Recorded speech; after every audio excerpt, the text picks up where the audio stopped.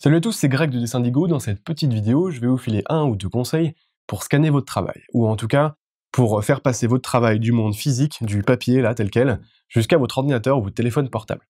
Quelques petites considérations. Avant toute chose, si jamais vous n'avez pas encore vu la vidéo qu'on a postée précédemment sur le compte YouTube de Dessindigo, allez jeter un coup d'œil. Je parle de résolution, je parle de DPI, etc. Si vous savez pas ce que c'est, allez voir. Ça, on va en rediscuter dans cette vidéo. Mettez celle-là en pause, allez voir l'autre, et on se retrouve tout de suite. Maintenant, donc, vous avez vu, on a fait une faille spatio-temporelle dans une vidéo, c'était génial. Alors, quand on scanne le travail, il y a plusieurs trucs à prendre en compte, et bien évidemment, un des premiers points, ça va être la résolution. Avec quelle qualité, avec quelle fidélité je veux faire venir mon image en format numérique. Il y a plusieurs options, je ne vais pas vous mettre de tuto précis parce que personne n'a le même scanner, donc je ne peux pas faire toutes les marques ou quoi que ce soit. Mais dans tous les cas, ce que je vais vous dire maintenant, ça servira pour tout le monde. Quand vous scannez un travail, on va forcément, à un moment donné, vous poser la question de avec quel PPP ou quel DPI. DPI, c'est la version anglophone, donc dot per inch, donc des pixels par point, PPP en français. Okay, et ça va être la densité du scan. C'est-à-dire, si jamais j'ai une image et que je la scanne en 72 dpi, alors à ce moment-là, elle sera valable pour un affichage sur écran, à taille réelle, dans une résolution correcte.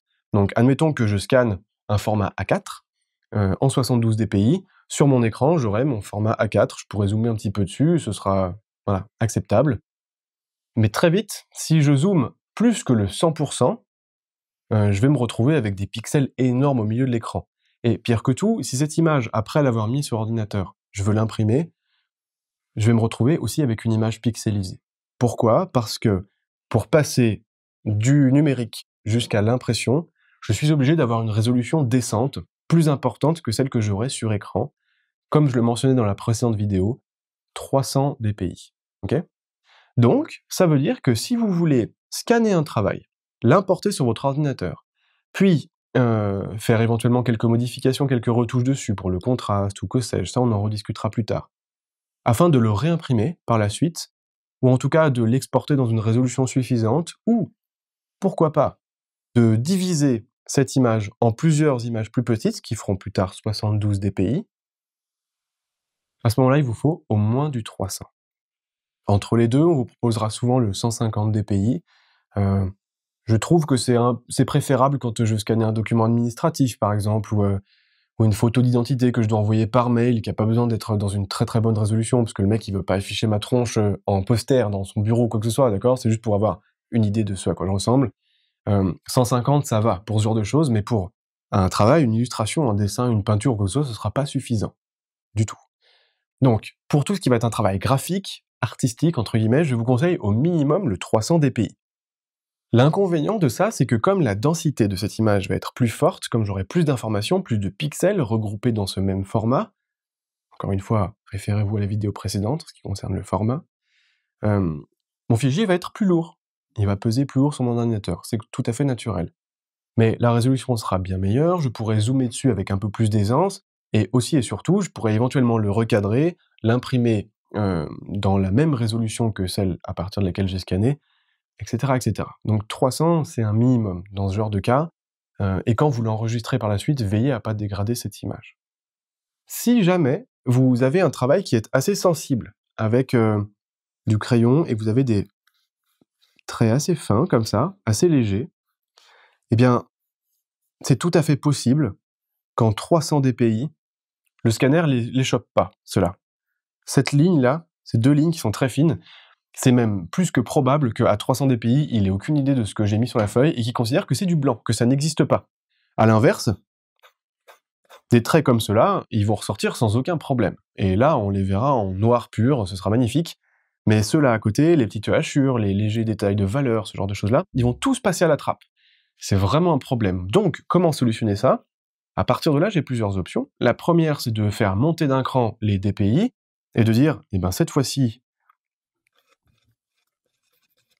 pour avoir cela, je vais demander à mon scanner de passer en 600 dpi, et il va être un peu plus méticuleux à ce niveau-là. Il va mettre plus de pixels dans cette zone, plus d'informations, Et donc, je pourrais avoir celle-là. Deuxième option, les scanners proposent souvent de gérer le contraste, la luminosité, et donc en bidouillant ces valeurs-là, en faisant descendre un petit peu pour qu'on attrape plus de gris, vous pourrez avoir. Encore une fois, malheureusement, je peux pas donner des conseils très précis là-dessus parce que chacun a un scanner différent, mais réfléchissez, regardez un petit peu les options. On vous propose souvent ça, c'est pas très compliqué. Si vous avez un travail qui est encore plus subtil que ça, avec vraiment des nuances très, très, très, très légères, qui sont juste côte à côte avec des traits qui sont très sombres, eux-mêmes côte à côte avec des traits qui sont très légers, et cetera. Ces différences de contraste et de valeur, il y a de grandes chances que votre scanner galère vraiment à les prendre. Parce qu'il va passer d'un endroit qui est très sombre, l'autre à côté qui est très clair, il y a des chances qu'il considère que c'est du blanc pur. Pour éviter ça, à ce moment-là, passez en 1200. Et vous allez pouvoir avoir ce genre de détails-là. Si, en plus de ça, vous bidouillez un peu avec les contrastes et les valeurs de votre scanner, il y a de grandes chances que vous arriviez à obtenir ces résultats-là. Et vous allez voir, faites le test avec un ou deux de vos travaux, pardon. Faites le test, scannez-les en 300, en 150, 72, en 1200, la même feuille, plusieurs fois, et essayez de zoomer dedans. Vous allez vite, vite, vite voir la différence en termes de qualité de scan, en termes de capacité de zoom à l'intérieur, etc. Ça, vous allez très vite comprendre tout ce dont on vient de parler, là, tout de suite. L'inconvénient avec ce genre de travaux de scan en 1200 dpi, c'est que, d'une part, je l'ai mentionné avant avec le 600 dpi, le fichier va être plus lourd, va peser plus lourd, donc c'est pas forcément gigantesque suivant votre travail, mais ça peut commencer à peser au bout d'un moment.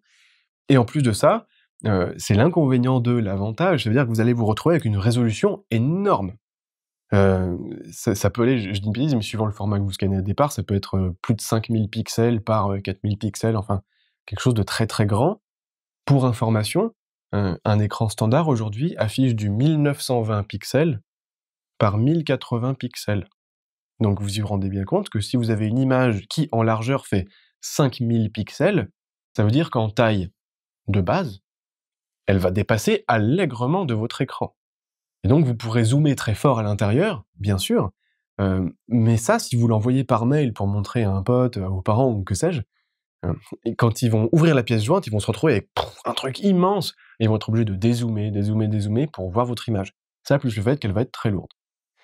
Ce qui veut dire, et vous l'avez compris, je pense, si j'ai un travail léger à scanner, avec des petites valeurs de traits, des trucs assez subtils, dans un premier temps, je vais être obligé de le scanner en 1200 dpi pour avoir toutes ces informations et pas trop perdre au scan, au moment du scan. Puis, ça c'est une petite parenthèse que je fais maintenant, on en rediscutera une prochaine fois. Probablement, je vais être obligé de régler un peu les contrastes et les niveaux de mon image, parce que si j'ai demandé à mon scanner de choper toutes les nuances de gris, il va considérer peut-être au bout d'un moment que mon blanc c'est un gris aussi, donc j'aurai plus de blanc sur mon image, que des grisous de partout. Donc il va falloir que je retravaille ça. Et après coup, et c'est là que ça nous intéresse particulièrement, je vais être obligé de réduire la résolution de mon image, faire un petit peu cette gymnastique, pour l'envoyer dans un format et dans une résolution qu'il est plus facile d'afficher pour mon interlocuteur en face. Et donc, idéalement, si c'est une image en format paysage comme ça, 1920 par 1080 par exemple. Et c'est la taille que font les fonds d'écran que vous mettez sur vos ordis. OK? Donc c'est tout à fait possible que ces images aient été travaillées en bien meilleure résolution, puis réduites pour être affichées sans bug et sans distorsion comme ça sur vos écrans. Ça fait beaucoup d'informations, je suis désolé, ça vous paraît beaucoup? OK. Et ça pourtant c'est la base, et si vous commencez à scanner, travailler vos travaux sur ordi, les exporter, les enregistrer, bosser sur Photoshop, et cetera, il va falloir que vous deveniez, familier avec ce genre de choses, ça vous rendra d'énormes, énormes services. Je vais en rester là pour l'instant, j'espère que j'ai pas trop fait chauffer votre cerveau. Si vous saviez déjà tout ça, c'est magnifique. Si vous avez appris quelque chose, et si vous sentez que vous commencez à comprendre un peu comment ça fonctionne, j'en suis très heureux. Si vous voulez me récompenser, mettez un petit like sur la vidéo, ça m'aidera à faire grossir la chaîne. Abonnez-vous si vous voulez plus de conseils, de trucs comme ça. Plus tard, on parlera de comment retoucher un petit peu les contrastes et les lumières sur ces images avant de les poster sur les réseaux sociaux, par exemple. Ce genre de choses, donc pour plus d'astuces, plus de tutos, de trucs comme ça, venez faire un tour sur la chaîne. Pour des formations de dessin, allez faire un tour vers le site Dessindigo. Et nous, on se retrouve là-bas très vite. À la prochaine.